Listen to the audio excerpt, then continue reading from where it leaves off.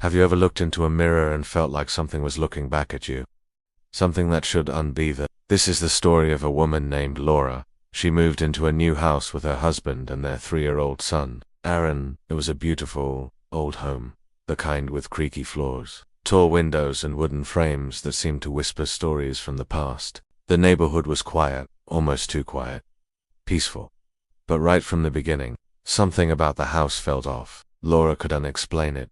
Maybe it was the way shadows clung to corners a little too long, or how the mirrors always seemed to reflect more than just your image.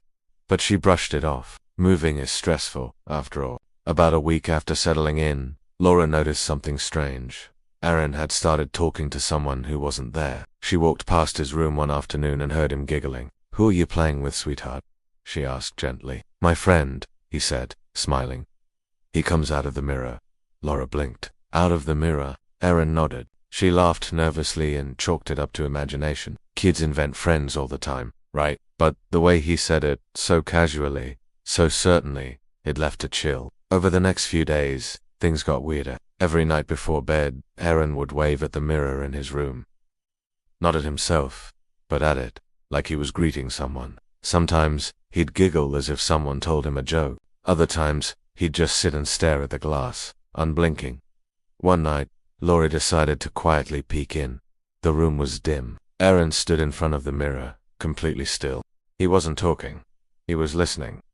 And nodding. She felt her stomach twist. There was no one else in the room. But the way Aaron stood there, attentive, serious, like someone was instructing him, it made her skin crawl. She told her husband about it that night. "He's a kid," he said.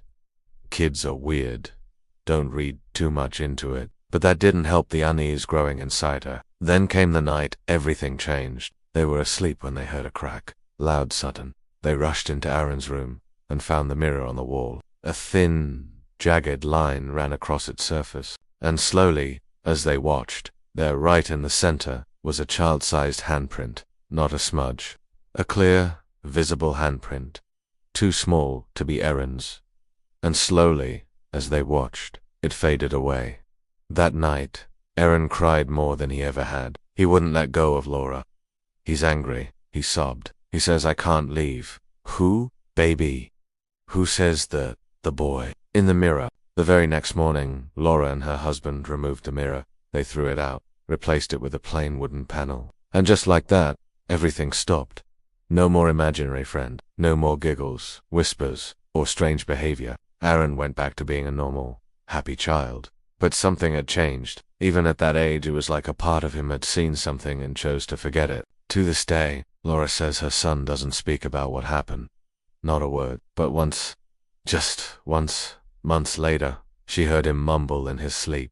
He lives there, waiting for someone else. So if you ever move into a new place, and your child starts talking to the mirror, look closely. You might not be the only ones living there.